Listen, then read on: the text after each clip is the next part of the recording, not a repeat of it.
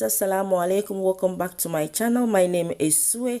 Thank you for passing by if today is your first time. So beautiful people, today I'm going to demonstrate how to fry Ghana plantain cocoa that is full of aroma and flavor. Okay, so guys, I have here some ginger, garlic and bay leaf. Okay, and then I have here some maize oil. Okay, so you can use any oil of your choice.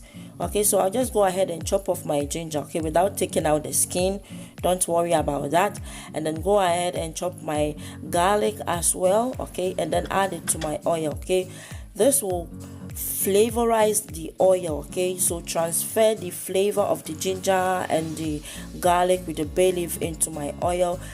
So frying it together with my plantain will just make it so tasty, so flavorful, full of aroma and all that. So I then chop my plantain into my preferred shape, okay, and then add a bit of salt, okay, before I transfer it into the oil. Okay, you don't need to add water to your salt, okay, before you fry your plantain. Guys, make sure to regulate your heat, flip it on time so that it doesn't burn, just like how mine got burnt or how it almost got burnt. But anyway, it added some taste to it. Okay, so as you can see, plantain is ready, full of aroma, full of flavor and so tasty. So guys, I'm going to enjoy this with my beans, black eye beans. I made some sharp beans stew.